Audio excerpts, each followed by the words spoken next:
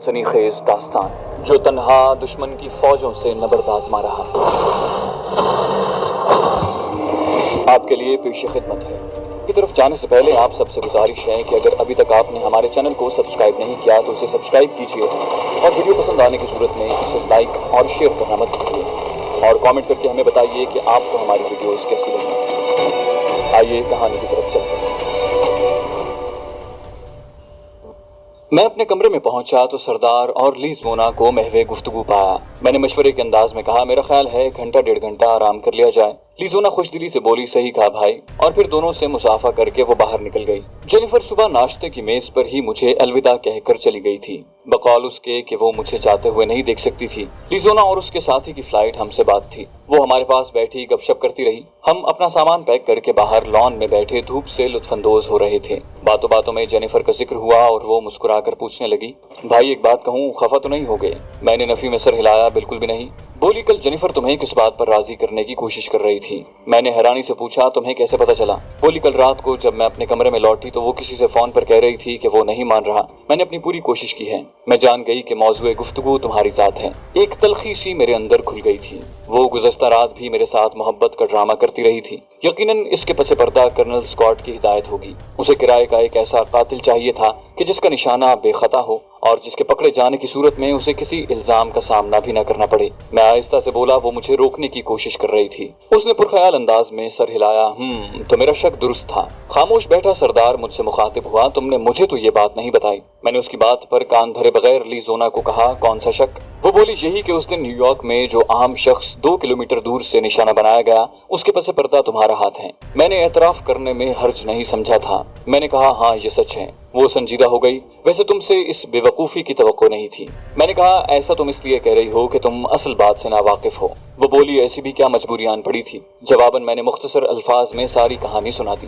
وہ بولی اور تم لوگوں نے مجھے اس بات سے بے خبر رکھا۔ اس کی شاکی نظروں کا محور سردار کی ذات تھی۔ سردار اس سے نظریں چرا کر نیچے دیکھنے لگا۔ میں نے کہا اسے میں نے منع کیا تھا۔ وہ افسردہ ہو گئی تھی، کیا مجھ پر اعتبار نہیں تھا؟ میں نے کہا نہیں، بلکہ تم پر کوئی آنچ آتی نہیں دیکھ سکتے تھے۔ ایک گہرا سانس لیتے ہوئے اس نے خفگی کو دور چھٹکا۔ بہرحال میں اس سلسلے میں تمہاری اچھی رہنمائی کر سکتی تھی۔ میں نے کہا ہاں مگر انہوں نے کوئی دوسری صورت چھوڑی ہی نہیں تھی۔ اس نے سردار کی پیٹھ میں مکہ مارا اور ہنسی ارے تم نے منہ کیوں لٹکا لیا ہے؟ میں بھلا تم سے خفا ہو سکتی ہوں؟ اور وہ بھی الوداع ہوتے وقت؟ سردار پھیکی مسکراہٹ سے بولا میں معذرت خواہ ہوں۔ اسی وقت مان جن لی بھی لیزونا کو ڈھونڈتا ہوا وہاں آن پہنچا تھا۔ ہیلو دوستو کہہ کر وہ وہیں بیٹھ گیا۔ ہمیں مجبوراً موضوع گفتگو بدلنا پڑا اور پھر ہمارے جانے کا وقت آن پہنچا۔ لیزونا ہماری موجودگی کی پرواہ کیے بغیر سردار سے لپٹ کر رو پڑی تھی۔ خود سردار بھی آبدیدہ ہو گیا تھا۔ اس نے سسکتے ہوئے پوچھا بھول تو نہیں جاؤ گے؟ پتہ نہیں کہہ کر سردار نے اپنا بیگ اٹھایا اور ہمیں لے جانے والی کار کی جانب بڑھ گیا۔ اب چنارے بیگم کی محبت میں دھڑکتے دل میں کسی اور کا نام بھی شامل ہو گیا تھا۔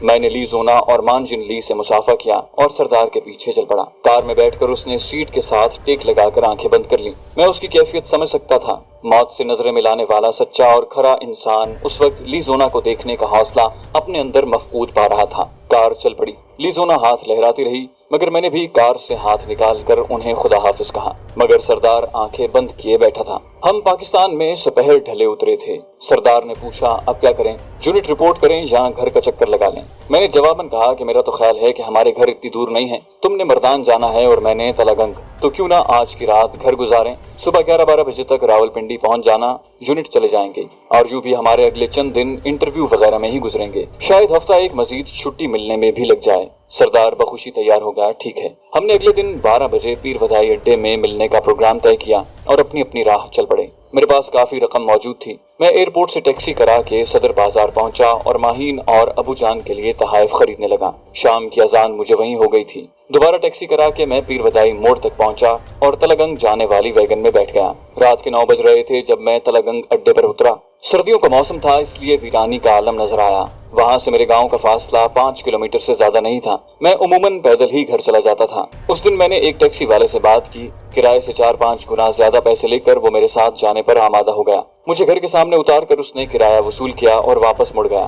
اس کے جاتے ہی میں نے دستک دینے کے لیے ہاتھ اٹھایا مگر پھر ابو جان کو بے آرام کرنا مجھے مناسب نہ لگا کہ دروازہ کھولنے انہوں نے ہی آنا تھا۔ بیگ کندھے سے اتار کر میں نے نیچے زمین پر رکھا اور اچھل کر دیوار پر چڑھ گیا۔ دوسری جانب آہستگی سے اتر کر میں نے دروازہ کھول کر اپنے دونوں بیگ اٹھائے اور دروازہ کنڈی لگا کر اپنے کمرے کی جانب بڑھ گیا۔ صحن میں اندھیرا تھا، البتہ برآمدے کے اندر چلنے والے انرجی سیور کی روشنی نے صحن میں بھی اچھا خاصا اجالا کر رکھا تھا۔ اپنے کمرے کے سامنے پہنچ کر میں رکا۔ دروازے کی درز سے جھلکنے والی روشنی نے مجھے حیران کر دیا تھا، کیونکہ ماہین لائٹ بجھا کر سونے کی عادی تھی۔ میں دروازے پر دستک دینے ہی لگا تھا کہ اچانک میرے کانوں میں ماہین کی ہنسی گونجی، اور پھر جواباً ایک مردانہ آواز نے میرے کانوں میں زہر انڈیلا۔ میں بالکل سن ہو گیا۔ اس وقت ماہین کے کمرے میں کسی غیر مرد کی موجودگی۔ میرا دل ناخوشگوار انداز میں دھڑکنے لگا۔ قریب ہو کر میں نے دروازے سے کان لگائے۔ مرد کہہ رہا تھا، اتنی جلدی تو میں جانے والا نہیں۔ ماہین کی جذبات میں ڈوبی آواز سنی، جانو تمہارا تو دل ہی نہیں بھرتا، اور مجھے اپنی ٹانگوں پر کھڑا رہنا دشوار ہو گیا۔ اس مرد کی آواز آئی، میری پیاری ماہی کی صورت ہی ایسی ہے کہ ساری زندگی دیکھنے سے بھی دل نہ بھرے۔ وہ بولی، تو پھر کوئی کام دھندا کرو نا، تاکہ میں اس مصیبت سے طلاق لے کر ہمیشہ کے لیے تمہاری ہو جاؤں۔ وہ بولا، کام دھندا بھی کر لوں گا، تھوڑا صبر تو کرو۔ اس نے بات ختم کرتے ہوئے جانے کیا حرکت کی تھی کہ ماہین کی تیز سسکی ابھری، اور پھر کسی کو تھپڑ مارنے جیسی آواز ابھری۔ اس کے ساتھ ماہین کی آواز آئی، کتنی بار منع کیا ہے کہ شرارت نہ کیا کرو۔ وہ کمینگی سے ہنسا، تم بھی مجھے کام دھندے کا نہ کہا کرو۔ اس کی آواز مجھے جانی پہچانی لگی تھی۔ ماہین نے ناراضی بھری آواز میں پوچھا، تو کیا مجھے پانے کے لیے تم اتنا نہیں کر سکتے؟ اس نے ایک تہکہ لگایا، واہ جی واہ، تمہیں پانے کے لیے اب مزدوری شروع کر دوں؟ اور میں نے پہچان لیا، وہ اس کا چچا زاد طاہر تھا۔ جانے کتنے عرصے سے یہ کھیل کھیلا جا رہا تھا، اور جہاں تک میرا اندازہ تھا وہ ابو جان کو نیند کی گولیاں کھلا دیتے تھے۔ ماہین نے مشورہ دیا، تو کوئی نوکری شروع کر دو۔ بولا، نوکری وغیرہ تو مجھ سے نہیں ہونے والی، البتہ کوئی کاروبار شروع کرنے کا ارادہ ہے۔ تم کچھ رقم کا بندوبست کرو نا۔ وہ بولی، میں کہاں سے رقم کا بندوبست کروں؟ مجھے ذیشان اتنے پیسے تھوڑی دیتا ہے کہ اس سے کوئی کاروبار ہو سکے۔ وہ بولا، اتنے زیورات جو پڑے ہیں تمہارے پاس، ان کا کیا کرو گی؟ وہ بولی، ذیشان پوچھے گا نہیں کہ زیورات کہاں گئے؟ طاہر نے کہا، کر لینا کوئی بہانہ، اور اس کے ساتھ محبت کے اظہار کی حیوانی آوازیں میرے کانوں میں پڑی۔ ماہین نیم رضامندی سے بولی، اچھا آپ جاؤ نا، میں اس بارے میں کچھ سوچتی ہوں۔ طاہر کی جذبات سے بوچھل آواز آئی، بس تھوڑی دیر اور، تم بھی نہ۔ ماہین کی آواز میں بھی سپردگی کا اندیا تھا۔ اس سے زیادہ بکواس سننے کی مجھ میں تاب نہیں تھی۔ میں نے دروازے کو دھکا دیا۔ دروازہ کھلا ہوا تھا۔ یوں بھی انہیں کسی کا ڈر خوف نہیں تھا کہ وہ دروازہ کنڈی کرتے۔ گھر میں موجود اکیلا بوڑھا کسی نامعلوم نشے کے زیر اثر تھا۔ میں دندناتا ہوا اندر داخل ہوا۔ مجھے دیکھ کر دونوں کا رنگ فق ہو گیا۔ ماہین تو گویا کاٹو تو بدن میں لہو نہیں کی زندہ مثال لگ رہی تھی۔ طاہر ایک جھٹکے سے اٹھا اور جلدی جلدی کپڑے پہننے لگا۔ اسے دیکھ کر ماہین کو بھی اپنی بے لباسی کا احساس ہوا۔ وہ بھی اٹھ کر کپڑے ڈالنے لگی۔ میں طنزیہ لہجے میں بولا، تمہیں کیا ضرورت ہے کپڑے ڈالنے کی؟ ایک تمہارا شوہر ہے اور دوسرا، اس سے ویسے کچھ چھپا نہیں۔ کپڑے پہنتے ہی طاہر نے گفتگو کی ابتدا کی، ہم بات چیت سے یہ مسئلہ حل کر سکتے ہیں۔ میں نے حیرانی ظاہر کی، کون سا مسئلہ؟ وہ بولا، یہی مسئلہ، آپ بس درگزر کریں۔ میں نے ان دونوں کو مخاطب کر کے پوچھا، ویسے اس حالت میں اگر ایک شوہر اپنی بیوی کو پکڑ لے تو کیا وہ بیوی اور اس کے آشنا کو قتل کرنے کا حق نہیں رکھتا؟ ماہین تھر تھر کانپنے لگی، خدا کے لیے مجھے معاف کر دو۔ طاہر کی ٹانگیں بھی لرزنے لگی تھیں، ہم آئندہ ایسا کچھ نہیں کریں گے۔ میں نے منہ بنا کر کہا، تمہیں مار کر ہاتھ ہی گندے ہوں گے، اور ماروں بھی کس لیے جب میری عزت کو ہی اپنی عزت کا پاس رکھنا نہیں آیا۔ ماہین نے شرمندگی سے سر کو جھکا لیا تھا۔ ویسے تمہیں کس چیز کی کمی دی تھی میں نے؟ اور اگر تمہیں میں پسند نہیں تھا تو تم مجھے بتا دیتی۔ میں نے کون سا زبردستی کرنا تھی؟ اس نے سسکی بھر کر کہا، میں بہک گئی تھی۔ میں نے کہا، یہ بھی خوب ہے، میں امریکہ میں خود کو تمہاری امانت سمجھ کر غیر عورتوں سے دور رکھتا رہا، اور تم یہاں بہک گئیں۔ خیر، اپنے اپنے ظرف کی بات ہے، پلیز ذیشان مجھے ایک موقع دے دو۔ اس نے بھاگ کر میرے قدموں سے لپٹنے کی کوشش کی۔ میں نے دھکا دے کر اسے پیچھے گراتے ہوئے کہا، میرا عورت ذات سے اعتماد اٹھ گیا ہے، اور پاگل تم اپنا رونا رو رہی ہو۔ بہرحال تم جاؤ، تم آزاد ہو، میں تمہیں طلاق دیتا ہوں، طلاق دیتا ہوں، طلاق دیتا ہوں، اور اگلے 5 منٹ میں تم دونوں یہاں سے غائب نہ ہوئے تو شاید تمہیں قتل نہ کرنے کے فیصلے میں مجھے ترمیم کرنا پڑے۔ طاہر نے گھبراتے ہوئے کہا، چلو ماہین۔ وہ لرزتی کانپتی کھڑی ہو گئی۔ طاہر نے بستر سے اس کی گرم چادر اٹھا کر اسے پکڑائی، اور وہ دونوں گھر سے باہر نکل گئے۔ گلی کا دروازہ بند کر کے میں اپنے کمرے میں آیا۔ ماہین کی چارپائی سے مجھے گھن آ رہی تھی۔ بڑی پیٹی سے میں نے اپنا کمبل نکالا اور بستر پر لیٹ گیا۔ آن کی آن میں میری دنیا تباہ و برباد ہو گئی تھی۔ میں جینیفر کی چال بازیوں اور مکاریوں پر شاکی رہا تھا۔ ماہین تو اس سے بھی 100 قدم آگے نکلی تھی۔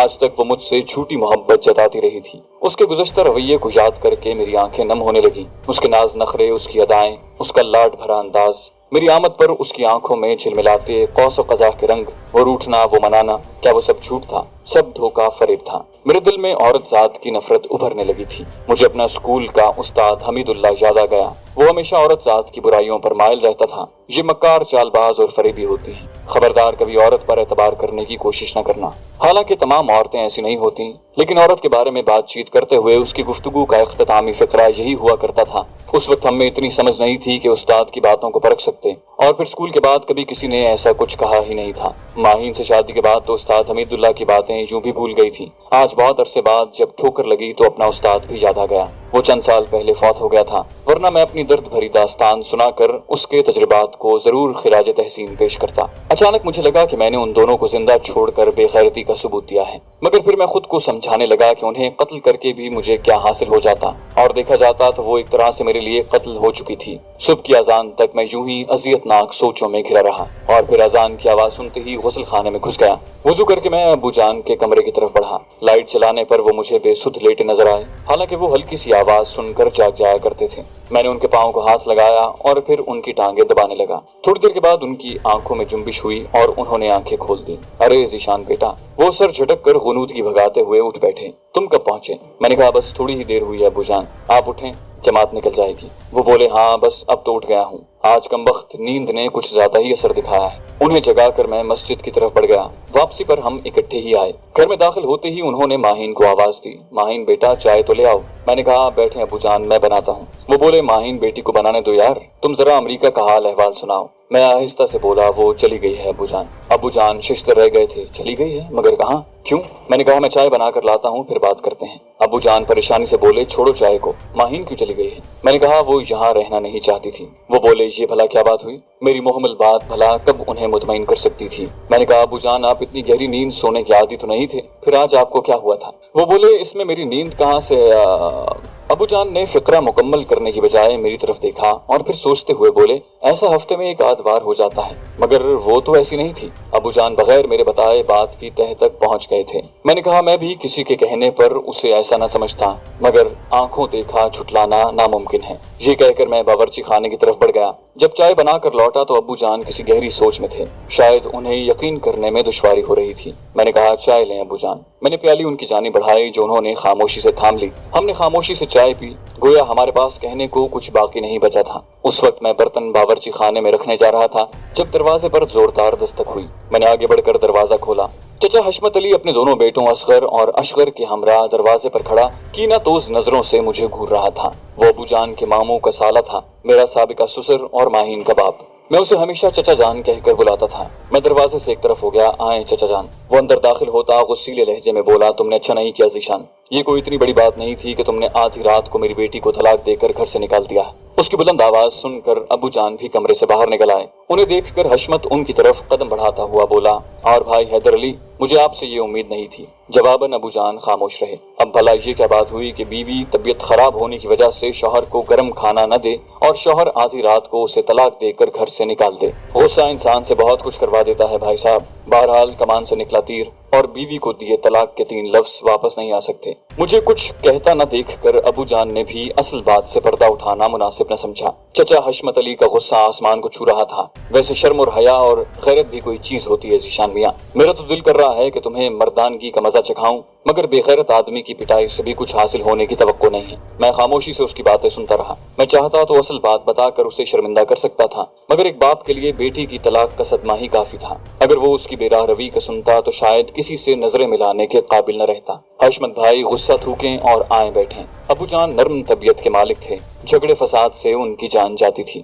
حشمت علی طنزیہ لہجے میں بولا بیٹھنا اور اس گھر میں جہاں تھوکنا گوارا نہیں کروں گا، اور اس وقت میں تم لوگوں سے بات چیت کرنے نہیں آیا، اپنی بیٹی کا سامان سمیٹنے آیا ہوں۔ یہ کہہ کر وہ خاموش کھڑے بیٹوں کو مخاطب ہوا چلو بھائی سامان سمیٹو بہن کا۔ وہ دونوں نتھنے پھیلائے میرے کمرے کی طرف بڑھے، خود حشمت چچا بھی ان کے پیچھے چل پڑے۔ انہوں نے ہم سے پوچھنے کی زحمت ہی گوارا نہیں کی تھی کہ آیا کوئی ہمارا سامان بھی کمرے میں موجود ہے یا نہیں۔ اصغر اور اشغر سامان کمرے سے نکال کر صحن میں رکھنے لگے۔ اچانک حشمت علی کمرے سے باہر نکلا، اس نے ہاتھ میں بٹوا پکڑا ہوا تھا۔ میں نے اس کے چہرے کی طرف نگاہ دوڑائی، وہاں غصے اور غضب ناکی کی جگہ ندامت اور شرمندگی بھرے اثرات تھے۔ قریب آ کر اس نے میرے کندھوں پر ہاتھ رکھے اور پھر سسکیاں بھرتے ہوئے مجھ سے لپٹ گیا۔ مجھے معاف کر دینا بیٹا، میں غلطی پر تھا۔ میں اس کی بات سن کر حیران رہ گیا، جانے اس کے ہاتھ کیا لگا تھا کہ ایک دم اس کی حالت تبدیل ہو گئی تھی۔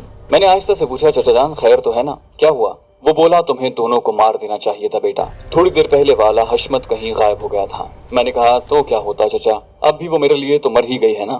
وہ بولے اس طاہر کی گردن تو میں اتاروں گا۔ چچا نے بٹوا کھول کر میرے سامنے کیا، وہ طاہر کا بٹوا تھا جو وہ غلطی سے ماہین کے بستر پر چھوڑ گیا تھا۔ اس میں اس نے ماہین کی تصویر بھی رکھی ہوئی تھی۔ اس کے علاوہ اس کی اپنی تصویر اور شناختی کارڈ وغیرہ بھی تھا۔ میں نے کہا کوئی ضرورت نہیں چچا، 2 بول پڑوا کر اس کے ساتھ رخصت کر دو۔ اگر وہ ایک دوسرے کے ساتھ مخلص ہیں تو انہیں اکٹھے زندگی گزارنے کا حق ہے۔ گو ان کا طریقہ غلط تھا مگر مطالبہ تو غلط نہیں ہے۔ وہ بولے اگر مجھے اس بے غیرت کا بٹوا نہ ملتا تو کیا تم یوں ہی ہمیشہ میرے اور میرے بیٹوں کے ہاتھوں متون ہوتے رہتے؟ میں نے کہا ہم نے کون سا ایک گھر میں رہنا ہے چچا، میں نے پھیکی مسکراہٹ سے کہا۔ یوں بھی اگر وہ اپنے گناہ پر پردہ ڈالنا چاہتی تھی تو مجھے اس کی پردہ دری کرنے سے کیا حاصل ہوتا؟ چچا حشمت ابو جان کو مخاطب ہوا، میں آپ سے بھی شرمندہ ہوں حیدر بھائی۔ ابو نے اسے تسلی دی، اچھا چھوڑو جو ہونا تھا وہ ہو چکا۔ حشمت اپنے بیٹوں کو مخاطب ہوا، بیٹا یہ سامان واپس رکھ دو۔ میں نے جلدی سے کہا نہیں چچا، ایسا کیسے ہو سکتا ہے، اور معاف کرنا یہ سامان آپ کا نہیں، آپ کی بیٹی کی ملکیت ہے۔ پہلے تو اس نے سختی سے انکار کر دیا مگر پھر ابو جان اور میرے سمجھانے پر وہ سامان لے جانے پر راضی ہو گیا۔ انہوں نے اپنی ٹریکٹر ٹرالی ساتھ لائی تھی۔ اصغر اور اشغر کو بھی اصل بات کی بھنک پڑ گئی تھی، وہ دونوں مجھ سے نظر نہیں ملا پا رہے تھے۔ میں نے ماہین کا سارا زیور جو وہ اپنے گھر سے لائی تھی یا اسے ہم نے دیا تھا ان کے حوالے کر دیا۔ جب وہ جانے لگے تو میں نے ایک دن پہلے خریدے ہوئے تحائف بھی یہ کہہ کر ان کے حوالے کر دیے کہ میرے یہ کس کام کے، چلو جس کے لیے خریدے ہیں وہی استعمال کر لے۔ غضبناک اور طیش کی حالت میں آنے والے میرا سسر اور سالے ندامت اور خفت بھرے آنسو بہاتے ہوئے رخصت ہوئے۔ ان کے جانے کے تھوڑی دیر بعد میں بھی ابو جان سے اجازت لے کر راول پنڈی روانہ ہو گیا۔ سردار مجھ سے پہلے پہنچ گیا تھا۔ اس نے مجھ سے گھر کی خیریت پوچھی، جواباً میں نے الحمدللہ کہہ کر اصل بات بتانے سے گریز کیا۔ یوں بھی ایک مسلمان کے لیے اللہ پاک کا شکر تو ہر وقت بنتا ہے، مگر ایک انسان کی فطرت عجیب قسم کی ہے، لاکھوں کروڑوں نعمتیں وصول کر کے ایک تکلیف پر رب کریم کی ناشکری پر آمادہ ہو جاتا ہے۔ یونٹ میں ہمیں پرجوش طریقے سے خوش آمدید کہا گیا تھا، خاص کر میری بہت پذیرائی ہوئی تھی۔ 2-3 دن کے بعد ہمیں 10 دن کی چھٹی مل گئی۔ میرے گھر جانے کو دل نہیں کر رہا تھا، میں گھر جانے کی بجائے سوا بھی چلا گیا۔ استاد عمر دراز مجھے بہت محبت سے ملا تھا۔ میں ان کے ساتھ صحن میں بچھی چارپائی پر بیٹھ کر امریکہ میں گزرے شب و روز دہرانے لگا۔ ساری تفصیل سننے کے بعد اس نے میری تعریف کرنے کی بجائے پوچھا، ذیشان بیٹا تم پریشان اور افسردہ کیوں ہو؟ میں نے نفی میں سر ہلایا، ایسی تو کوئی بات نہیں۔ وہ ہنسا، تمہارا مطلب ہے میری آنکھیں دھوکہ کھا رہی ہیں؟ میں نے کہا چھوڑیں سر، دکھ کے بادل برسنے کے لیے تیار ہو گئے تھے۔ وہ میری آنکھوں میں جھانکتے ہوئے کہنے لگا، ضروری نہیں کہ آنسو روکنے والا غم چھپانے میں بھی کامیاب ہو جائے۔ میں نے کہا سر مجھے گزرے غموں کو یاد کرنا مناسب معلوم نہیں ہوتا۔ وہ بولے غم بانٹنے سے ہلکا ہو جاتا ہے بیٹے۔ میں نے صاف گوئی سے کہا کچھ غموں کے تذکرے پر غیرت آمادہ نہیں ہوتی۔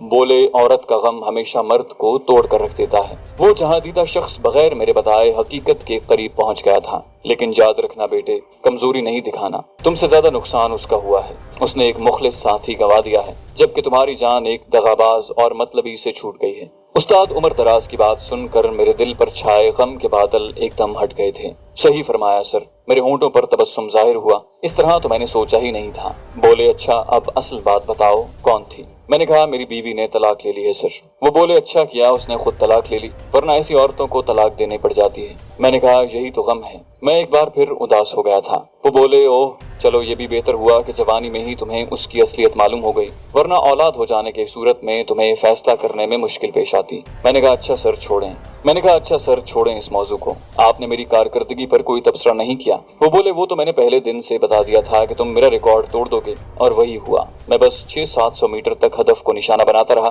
اور تم 1900 میٹر تک پہنچ گئے۔ میں نے کہا یہ تو خیر آپ زیادتی کر رہے ہیں، 1900 میٹر سے میں نے اس ہتھیار سے ہدف کو نشانہ بنایا ہے جس کی کارگر رینج 2000 میٹر ہے، جبکہ آپ نے 700 میٹر پر G3 سے ہدف کو نشانہ بنایا تھا جس کی کارگر رینج ٹیلیسکوپ سائٹ لگا کر بھی 600 میٹر بنتی ہے۔ وہ بولے یہ بھی تو دیکھو نا کہ میری شہرت پاکستان تک محدود رہی اور تم جانے کتنے ممالک کے سنائپرز کو پچھاڑ آئے ہو۔ استاد عمر دراز سنائپنگ کے فن کی طرح باتوں میں بھی ماہر تھا۔ میں نے ہنستے ہوئے کہا آپ کردار کی طرح گفتار کے بھی غازی ہیں۔ انہوں نے شفقت سے کہا بس ہر فرما بردار شاگرد کی طرح تم اپنے استاد ہارتے نہیں دیکھ سکتے۔ شام کی اذان ہو رہی تھی، میرا خیال ہے وضو مسجد میں کرنا بہتر رہے گا۔ میں نے اس بحث سے جان چھڑاتے ہوئے مشورہ دیا۔ وہ سر ہلاتے ہوئے کھڑے ہو گئے، ہاں مناسب ہے۔ اگلا دن ہم نے استاد عمر دراز کے گھر گپ شپ میں گزارا۔ ان کے چند دوست بھی آ گئے تھے، خوب محفل جمی رہی۔ اب اتنی پشتو تو مجھے بھی آ گئی تھی کہ ان کی بات چیت سمجھ لیتا، البتہ میں خود مکمل طور پر بول نہیں پاتا تھا۔ اس دن دوپہر کو میں نے استاد عمر دراز سے اجازت چاہی۔ وہ گلے ملتے ہوئے شفقت سے بولے بیٹا آتے جاتے رہا کرو۔ میں نے کہا جی سر، یہ کوئی بتانے کی بات تو نہیں ہے نا؟ انہوں نے شرارتی لہجے میں کہا اور اگر شادی کا ارادہ ہو تو ضرور بتا دینا، ایسی دلہن ڈھونڈ کر دوں گا کہ تمہاری سوچ سے بھی ماورا ہوگی۔ میں نے کہا سر اگر حقیقت کہوں تو مجھے عورت ذات سے نفرت ہو گئی ہے، اتنی نفرت جس کی بابت آپ سوچ بھی نہیں سکتے، ورنہ امریکہ میں بھی ایک اپنی جھوٹی محبت کے دعوے لے کر میرے پیچھے پڑ گئی تھی۔ بعد میں پتہ چلا کہ اس کے یہ دعوے فقط مجھے امریکہ کا غلام بنانے کی نیت سے تھے۔ اب تو عورت کے بارے میں میرے تجربات اور مشاہدات کا نچوڑ یہی ہے جو کہ ہمارے اسکول کے استاد محترم حمید اللہ جان صاحب کہا کرتے تھے کہ بے شک سانپ پر اعتبار کر لو، عورت پر نہ کرنا۔ استاد عمر دراز نے مجھے سمجھانے کی کوشش کی، بیٹا اسے شدت پسندی اور تشدد کہتے ہیں۔ میں نے کہا آپ صحیح فرما رہے ہیں سر، مگر کبھی کبھی یقین کی سب سے اونچی سیڑھی سے اتنے زور کا دھکا لگتا ہے کہ انسان کے سارے نظریات تبدیل ہو جاتے ہیں اور وہ چاہ کر بھی کسی پر بھروسہ نہیں کر سکتا۔ وہ بولے تم جز کو کل پر منطبق کر رہے ہو۔